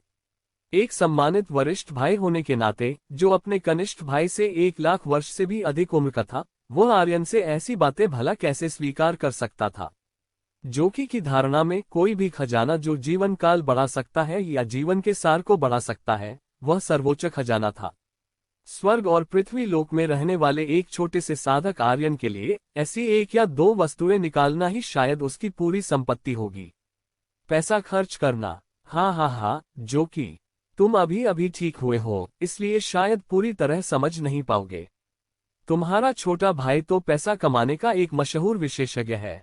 तुम्हारी दौलत तुम्हारे छोटे भाई की दौलत की आधी भी नहीं होगी। आर्यन, जल्दी करो और अपने बड़े भाई के इलाज के लिए कुछ बढ़िया सामान लाओ। एस यू विशमास्टर ने फिर आग्रह किया, और आर्यन ने अनिच्छा से 100 जड़ी बूटियों के तरल पदार्थ का एक जार निकाला। 100 हर्ब्स लिक्विड की बोतल खोली गई। जीवन की ऊर्जा की धाराएं धुएं में बदल गईं और हवा में घुल गईं। 100 जड़ी बूटियों के इस तरल के जार में जीवन के सार की प्रचुरता लगभग एक साधारण जियाजी गोली के बराबर थी।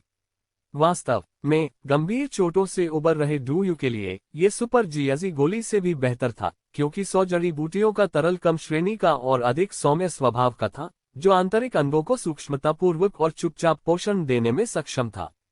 जोकी ने मुस्कुराते हुए इसे स्वीकार कर लिया। उसका छोटा भाई अभी स्वर्ग और पृथ्वी के स्तर पर ही था, फिर भी उसकी संपत्ति उसके सबसे समृद्ध समय की संपत्ति के बराबर थी, क्या वह भी लगभग उसी स्तर की? ऐसा कैसे हो सकता है? उन्हें उम्मीद नहीं थी कि इतने वर्षों बाद भी गुरुजी को मजाक करना इतना पसंद होगा। जोकी ने एस यू विशमास्टर की बातों को गंभीरता से नहीं लिया। उन्होंने 100 जड़ी बूटियों के तरल पदार्थ से भरा जार सहर्ष स्वीकार कर लिया। हालांकि ये आध्यात्मिक औषधियां उच्च गुणवत्ता की नहीं थीं, फिर भी इनमें जीवन का शुद्धतम सार समाहित था। इनका उनके आंतरिक अंगों पर एक निश्चित पोषणकारी प्रभाव पड़ा, जिससे शायद उन्हें थोड़ा और अधिक समय तक जीवित रहने में मदद मिली। एस यू विशमास्टर का चेहरा गुस्से से लाल हो गया। तुम कंजूस कहीं के, अपने बड़े भाई को ठीक करने के लिए 100 जड़ी बूटियों के तरल का एक जार। तुम ऐसा करने की हिम्मत कैसे कर सकते हो? एस यू विशमास्टर को पता था कि आर्यन कंजूस है, लेकिन उन्हें इतनी कंजूसी की उम्मीद नहीं थी। 100 जड़ी बूटियों के रस की एक बोतल का क्या फायदा? जो कि सचमुच एक शिखर था। संत, ओह, तो ये लो कुछ और। आर्यन ने हाथ हिलाया और 100 जड़ी बूटियों के तरल पदार्थ से भरे 100 जार प्रकट हो गए। जो कि स्तब्ध रह गया। उसने सोचा था कि उसके हाथ में मौजूद 100 जड़ी बूटियों के तरल का जार उसके छोटे भाई की रक्तबलि है। उन्हें इस बात की उम्मीद नहीं थी कि इस तरह का अमर तरल पदार्थ सैकड़ों की संख्या में उपलब्ध होगा। हे, ये छोटा भाई तो सचमुच अमीर है। जोकी को आखिरकार समझ आ गया कि गुरु ने अपने छोटे भाई को खून बहाने के लिए क्यों कहा था। उसके हाथ में मौजूद आध्यात्मिक औषधि वास्तव में उसे चोटों से जल्दी उबरने में मदद कर सकती थी। एक शक्तिशाली शिखर के घावों के मुकाबले 100 हर्ब्स लिक्विड का एक जार वास्तव में ऊंट के मुंह में जीरा जैसा था। उनके जैसा संत, लेकिन 100 जारों के साथ वह निश्चित रूप से और 10 या 8 साल तक जीवित रह सकता था। इसका औषधीय प्रभाव भले ही कमजोर हो, लेकिन इसकी अत्यधिक मात्रा ने इसकी कमी को पूरा कर दिया। एज यू विश मास्टर का चेहरा अभी भी नाराज दिख रहा था और उसने आर्यन की पीठ पर जोर से लात मारी। Aryan, as you wish master के ये दो शब्द मानो उसके दांतों के बीच से निचोड़कर निकले। आर्यन के हाथ में कई खजाने थे और यह 100 जड़ी बूटियों का तरल पदार्थ लगभग सबसे घटिया था। आर्यन की पीठ में दर्द हो रहा था और वह बोलते समय उसे सहला रहा था। गुरुजी, चिंता मत कीजिए, क्या यह एक क्रमिक प्रक्रिया नहीं है? वरिष्ठ भाई, ये 100 जड़ी बूटियों का तरल पदार्थ आंतरिक अंगों को पोषण देने के लिए है। प्रतिदिन 1 जार 100 दिनों तक इसका सेवन करें और आपके आंतरिक अंग धीरे धीरे स्वाभाविक रूप से मजबूत होंगे, पंच तत्वों की शक्ति उत्पन्न करेंगे और आपके शरीर को पोषण प्रदान करेंगे। जैसा कि कहावत है, कमजोर शरीर को अत्यधिक पोषण नहीं दिया जा सकता। उपचार के शुरुआती चरणों में अत्यधिक शक्तिशाली आध्यात्मिक औषधि वास्तव में आपके स्वयं के ठीक होने में बाधा डाल सकती है। निर्देश देते समय आर्यन ने गंभीरता का दिखावा किया। फिर उसने 10 सुपर जियाजी गोलियां निकाली। ये आपके उपचार के दूसरे चरण के लिए है। इस सुपर जियाजी गोली में शक्तिशाली औषधीय गुण है। हालांकि यह अब किसी संत की आयु नहीं बढ़ा सकती, लेकिन यह एक टॉनिक के रूप में काफी अच्छी है। आर्यन की हथेली से 10 सुपर जियाजी गोलियां निकली, जिनमें से प्रत्येक अजगर की आंख के आकार की थी, जो हवा में लटकी हुई थी और औषधीय गोली की सुगंध की लहरें उत्सर्जित कर रही थीं। ये जीवन को लंबा करने वाली अनमोल औषधीय गोलियां थीं, जिन्हें यिन यांग क्षेत्र के शक्तिशाली लोग भी उत्सुकता से प्राप्त करना चाहते थे। वे अनमोल थे और निश्चित रूप से जीवन के सार को पुनः भरने के लिए आध्यात्मिक औषधि थे। इस छोटे भाई ने एक ही इशारे से उनमें से 10 चीजें बना दी। वह सचमुच बहुत उदार था। जोकी को थोड़ी सी भावना का अनुभव हुआ। शायद इतना ही उसके छोटे भाई के दिल को कुछ पल के लिए दुख पहुंचाने के लिए काफी था। 10 सुपर जियाजी गोलियां लेने वाले लोगों के जीवन का सार ज्वार की तरह समृद्ध और उमड़ता हुआ था। जोकी के हाथ में 10 सुपर जियाजी गोलियां थीं और 100 जारों से निकला 100 जड़ी बूटियों का तरल पदार्थ 10 सुपर जियाजी गोलियों के साथ मिलकर उसे अतिरिक्त 60 वर्षों तक जीवित रखने के लिए पर्याप्त जीवन सार रखता था। 100 वर्ष से लेकर 160 वर्ष तक के जीवन काल तक। अपने जीवन काल के अतिरिक्त 60% समय तक जोकी बहुत संतुष्ट रहा। आखिरकार वह इच्छा अनुसार गुरु के निजी शिष्य के मार्ग का अनुसरण नहीं कर रहा था। उन्होंने जीवन और मृत्यु के 2 महान स्वर्गीय सिद्धांतों का अभ्यास नहीं किया था। वह न तो अमर जीवन प्राप्त कर सका और न ही पुनर्जन्म के रहस्यमय क्षेत्र में प्रवेश कर सका। आर्यन, क्या तुम मुझे पीट पीट कर मार डालने पर मजबूर करना चाहते हो? एज यू विश मास्टर को लगता था कि वह पहले से ही काफी बेशर्म है, लेकिन जिस शिष्य को उसने प्रशिक्षित किया था वह वास्तव में बेशर्मी में उससे भी आगे निकल गया। उन्हें दूसरों की वित्तीय पृष्ठभूमि की जानकारी नहीं थी, लेकिन आर्यन की वित्तीय पृष्ठभूमि के बारे में उन्हें बहुत अच्छी तरह से पता था। आर्यन के लिए ये 100 जड़ी बूटियों का तरल और सुपर जियाजी की गोलियां महज मामूली चीजें थीं। उसके पास निश्चित रूप से जीवन को लंबा करने वाले और भी अनमोल खजाने थे, जिन्हें उसने अभी तक बाहर नहीं निकाला था। स्वयं इच्छा परमेश्वर भी रसायन विद्या करने का साहस नहीं कर पा रहे थे। उनका वर्तमान जीवन अत्यंत विचित्र था। वे जीवन और मृत्यु के बीच झूल रहे थे, पूरी तरह से स्वस्थ नहीं हुए थे। यदि वे स्वयं रसायन विद्या के लिए भट्टी खोलते तो उन पर निश्चित रूप से एक अशुभ प्रभाव पड़ता और तब तक उसे जोकी को देना उनकी मृत्यु को और भी शीघ्र कर देता। इसलिए उसने आर्यन को घायल कर दिया। ओह! आर्यन ने अपना चेहरा ढक लिया और एज यू विश मास्टर की धमकी सुनकर उसने एक पल के लिए सोचा, फिर दर्द भरी अभिव्यक्ति के साथ उसने जोकी का हाथ पकड़ लिया। बड़े भाई, मुझे पता है आप अच्छे इंसान हैं, इसलिए भविष्य में आप मेरे साथ अच्छा व्यवहार करेंगे। आर्यन की हरकतों से जोकी घबरा गई थी। आखिर वो क्या कर रहा था? क्या आपको नहीं पता कि पुरुषों और महिलाओं को एक दूसरे से दूरी बनाए रखनी चाहिए? जैसे जोकी आर्यन को लेकर भ्रमित हो गई थी। आर्यन ने अपना हाथ छोड़ दिया और 3000 साल पुरानी जिनसेंग की एक पवित्र औषधि जोकी की बाहों में थमा दी। आर्यन ने अपना सीना पकड़ लिया और उसके चेहरे पर ऐसे भाव थे मानो वह कह रहा हो, मुझे बहुत दुख हुआ है। जोकी ने आर्यन द्वारा दी गई प्राचीन औषधि को देखा और तुरंत स्तब्ध रह गया। जिनसेंग को कोई बहुमूल्य औषधीय पदार्थ नहीं माना जाता है, लेकिन 3000 साल पुरानी घास की एक पत्ती भी राक्षस बनने के लिए काफी हो सकती है। 3000 साल पुरानी जिनसेंग से बनी आध्यात्मिक औषधि, भले ही इसे औषधीय गोली के रूप में परिष्कृत न किया जाए, एक साधारण संत की आयु को 800 साल तक बढ़ा सकती है। यह एक दिव्य औषधि थी, एक सर्वोच्च खजाना। इसका महत्व शब्दों में बयान नहीं किया जा सकता। कुछ निम्न स्तर के साधकों के लिए 800 वर्ष का जीवन काल एक पूरे जीवन काल के बराबर था। छोटे भाई, मैं इसके लायक नहीं हूँ। जो कि थोड़ा घबरा गया था, उसे लगा कि प्राचीन औषधि को छूना थोड़ा मुश्किल है। 3000 साल पुरानी जिनसेंग, जो कि स्वाभाविक रूप से इसका महत्व जानती थी। यह एक ऐसा खजाना है जिसे संत भी मुश्किल से प्राप्त कर पाते हैं। यह शाश्वत जीवन का प्रतीक है, यह आशा का प्रतीक है जब तेल सूख जाता है और दीपक बुझने लगता है। मैं इसे स्वीकार नहीं कर सकता छोटे भाई।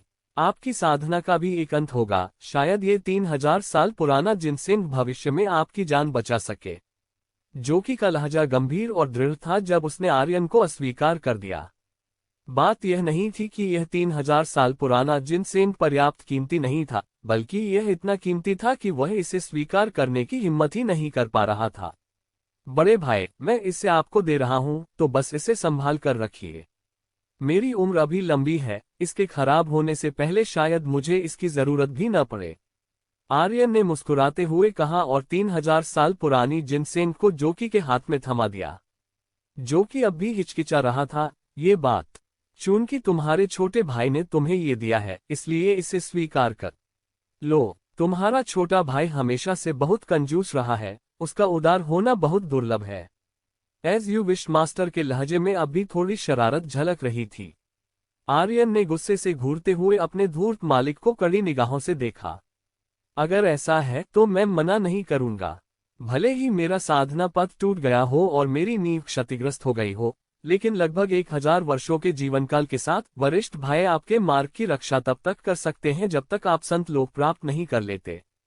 जोकी ने हाथ जोड़कर गंभीर भाव से आर्यन से कहा। ये सुनकर आर्यन ने कहा, वरिष्ठ भाई, क्या आप मेरे मार्ग की रक्षा करने को तैयार हैं? क्या आप सच में गंभीर हैं?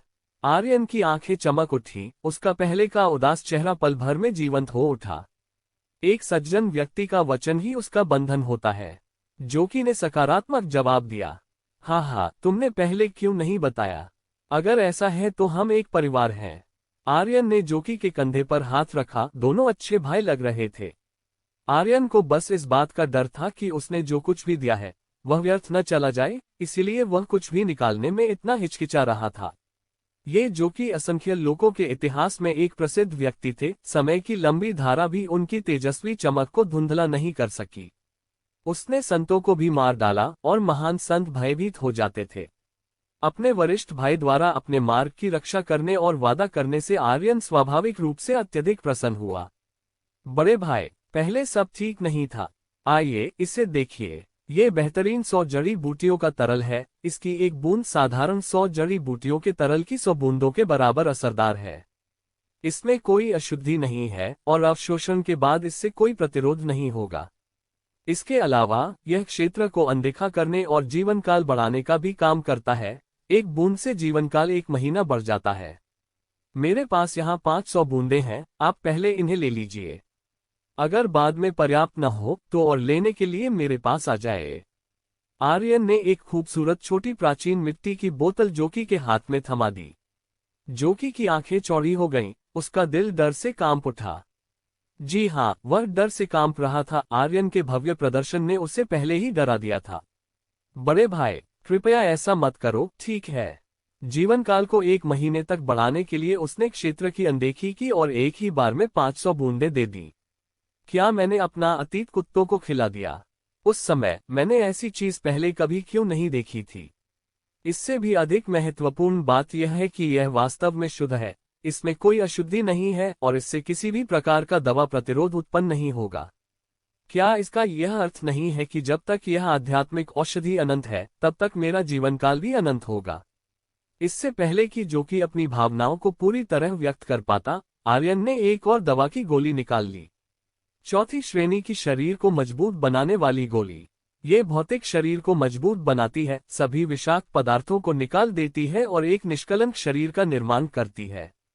यदि यह और आगे बढ़ती है तो यह एक अमर आत्मिक शरीर बन जाएगी। आर्यन ने चौथी कक्षा की शरीर को मजबूत करने वाली गोली जोकी के हाथ में थमा दी। जोकी पहले से ही पूरी तरह सुन्न हो चुका था। निष्कलंक शरीर, अमर आत्मा का शरीर, क्या वे चीजें पौराणिक अस्तित्व नहीं थीं? उन्हें दुनिया में अस्तित्व में नहीं होना चाहिए, और अगर वे अस्तित्व में आ भी गए तो अरबों जीवित प्राणियों के बीच विशाल असंख्य क्षेत्रों में संयोग से पैदा हुआ कोई एक ही प्राणी होगा। एक औषधीय गोली से चौथी श्रेणी की शरीर को मजबूत करने वाली गोली बनाई जा सकती है। क्या ये मुझसे झूठ बोल रहा है? अभी सब खत्म नहीं हुआ है। चिंता मत करो बड़े भाई, तुम्हारी टूटी हुई नींव वास्तव में सिर्फ ऊपरी तौर पर है। तथाकथित नींव दो भागों से बनी होती है, एक भाग आत्मा की शक्ति है और दूसरा भाग शरीर की नाड़ियां। आत्मा यिन से संबंधित है और शरीर यांग से। नींव तभी पूर्ण होती है जब यिन और यांग एक दूसरे के पूरक हों। तुम्हारा आंतरिक सार निकाल लिया गया है और तुम्हारी आत्मा और शरीर दोनों बुरी तरह क्षतिग्रस्त हो गए हैं, जिससे भारी नुकसान हुआ है। इसलिए ये टूटी हुई नींव और पदोन्नति की उम्मीद के बिना दिखाई देता है। मेरे पास यहाँ पंचचरण आत्मा द्रव की 10 बूंदें हैं, जो तुम्हारी आत्मा के सच्चे इनको पोषण दे सकती हैं। इसे पूरी तरह से परिष्कृत करो और मैं गारंटी देता हूं कि तुम्हारी आत्मा अपनी चरम सीमा तक या उससे भी अधिक शक्तिशाली हो जाएगी। और तुम्हारी योग्यता को स्थिर करने और तुम्हारे शरीर को मजबूत करने के लिए 9 स्वर्ग दिव्य दानव अमृत की 20 बूंदें हैं। इसके प्रयोग के बाद तुम्हारी नींव स्वाभाविक रूप से ठीक हो जाएगी और पहले से भी आगे निकल जाएगी। इस समय जोकी का दिमाग बिल्कुल खाली था। वह जानता था कि उसका गुरु आम तौर पर निकम्मे शिष्यों को स्वीकार नहीं करता, लेकिन समस्या ये थी कि आर्यन असाधारण था। वह किस क्षेत्र में था, फिर भी उसके पास इतने सारे खजाने थे कि संत भी उन पर मोहित हो जाते। चाहे वह चौथी श्रेणी की शरीर को मजबूत करने वाली गोली हो जो एक निष्कलंक शरीर का निर्माण कर सकती थी, या 5 मोड़ वाला आत्मा का तरल पदार्थ जो आत्मा के घावों को ठीक कर सकता था। दोनों ही उल्लेखनीय खजाने थे जिन्हें संत देखते ही बिना किसी झिझक के हथिया लेते थे। जोकी के चेहरे के भाव देखकर वह इतना आश्चर्यचकित हुआ कि उसका मुंह खुला का खुला रह गया। एज यू विश, मास्टर ने अपनी दाढ़ी सहलाते हुए कहा। ज़िकियू, अब समझ में आया। मैं किसी को भी शिष्य के रूप में तब तक स्वीकार नहीं करूंगा जब तक उसके पास महान अवसर, महान भाग्य और उज्ज्वल भविष्य न हो। जोकी ने भावहीनता से सिर हिलाया और आर्यन द्वारा दी गई अच्छी चीजों का ढेर स्वीकार कर लिया। उसे लगा कि उसके भविष्य में उम्मीद है। इन सभी चीजों को परिष्कृत करने और अपनी चरम सीमा तक पहुंचने के बाद भी यदि वह महान ऋषि क्षेत्र में प्रवेश नहीं कर पाता है, तो यह वास्तव में दिव्य संसाधनों की बर्बादी होगी, जो दिव्य मार्ग के अनुसार अक्षम्य होगी। जो कि ढेर सारी अच्छी चीजें पकड़े हुए लड़खड़ाते हुए चली गई। 8 भुजाओं वाले संत ने भी बड़ी मुश्किल से जीत हासिल की और बेदू प्रतियोगिता के आयोजक द्वारा घेर लिए गए एक संत को मार डाला। दूसरा संत घबराकर भाग गया, यहाँ तक कि नालन वुके भी मर चुका था, तो क्या वह वहां रहकर मौत को दावत नहीं दे रहा था? 8 भुजाओं वाले संत ने युद्ध में भाग लिया और हैरी के साथ मिलकर बेईदा प्रतियोगिता आयोजक के एक अन्य संत को फिर से पराजित किया। यद्यपि उस संत को गंभीर चोटें आई, फिर भी वह भागने में सफल रहा। संत स्तर पर कोई भी साधारण व्यक्ति नहीं था। उन सभी के पास कमोबेश जीवन रक्षक साधन थे। उन्हें हराना आसान था, लेकिन उन्हें मारना बहुत मुश्किल था। युद्ध समाप्त होने के बाद 8 भुजाओं वाले संत और हैरी ने दूर से आर्यन की ओर देखा, लेकिन पास जाने का साहस नहीं किया। एज यू विश, मास्टर ने उनकी बातचीत को फैलने से रोकने के लिए एक प्रतिबंध लगा दिया था। हालांकि उन तीनों को एक साथ खड़े देखना ही 8 भुजाओं वाले संत और हैरी के लिए एक बहुत बड़ा अवरोध था। अन्य बातों को छोड़ दे तो, हालांकि एज यू विश मास्टर की उपस्थिति मात्र एक प्रक्षेपण क्लोन थी, लेकिन उसने जो क्षेत्र प्रदर्शित किया वह एक शून्य अमर का था। शून्य अमर वह असंख्य क्षेत्रों में एक पौराणिक अस्तित्व था। स्वर्गिक दरबार में आरोहण होने पर भी वे बहुत उच्च पद प्राप्त करेंगे। हालांकि वे संत थे, लेकिन एक शून्य अमर की उपस्थिति में वे चींटियों की तरह कमजोर थे। इस आर्यन का वास्तव में एक शून्य अमर प्राणी से संबंध था, इसलिए इसमें कोई आश्चर्य नहीं कि उसके तरीके इतने रहस्यमय और अप्रत्याशित थे। साथ ही जो कि उसके बहुत करीब लग रहा था, जो कि उन दोनों ने उसके बारे में सुना था। समय और स्थान के उत्तराधिकारी 1 लाख साल पहले की उनकी प्रतिष्ठा अभी तक फीकी नहीं पड़ी थी। हालांकि वह एक संत थे, लेकिन ज्यादातर लोग उन्हें महान संत स्तर के शक्तिशाली व्यक्तियों में से एक मानते थे। यह आर्यन तो सचमुच जोकी के साथ कंधे से कंधा मिलाकर चल रहा था, क्या तुम स्वर्ग को चुनौती देने की कोशिश कर रहे हो? इतने अंतरंग कार्य केवल उन्हीं लोगों द्वारा किए जा सकते थे जिनका आपस में बहुत घनिष्ठ संबंध हो। हैरी और अष्टभुजाकार संत ने एक दूसरे को देखा, ये सोचते हुए कि आर्यन की पृष्ठभूमि क्या थी, जिससे उन्हें एक रहस्यमय अनुभूति हुई। संत होने के बावजूद 8 भुजाओं वाले संत और हैरी को थोड़ा हीन भावना का अनुभव हुआ। आर्यन की प्रतिभा को देखते हुए ये तो तय था कि वह उन दोनों को पीछे छोड़ देगा। इसके अलावा आर्यन की पृष्ठभूमि इतनी समृद्ध थी कि किसी के संरक्षण में होने के कारण उसे अपने विकास पथ में शायद ही कभी अजेय और शक्तिशाली शत्रुओं का सामना करना पड़ेगा। यह आर्यन भविष्य में लगभग निश्चित रूप से एक अद्वितीय अधिपति बनेगा। मूल रूप से 8 भुजाओं वाले संत और हैरी के मन में आर्यन के प्रति कुछ गुप्त इरादे थे, लेकिन इस बार वे पूरी तरह से समाप्त हो गए। एक शून्य अमर, वह एक ऐसा जीवन था जिसकी प्रशंसा संत भी कर सकते थे। आर्यन ने उन दोनों के विचारों पर गौर नहीं किया और न ही उसने ऐसा करने की जहमत उठाए। अब वह अपने स्वामी को अपनी हाल की स्थिति के बारे में बता रहा था। जब आर्यन ने बताया कि मास्टरमाइंड उसे मारना चाहता था, एज यू विश मास्टर अचानक सोच में डूब गया। उसके चेहरे के भाव प्रकाश और अंधकार के बीच झिलमिलाने लगे।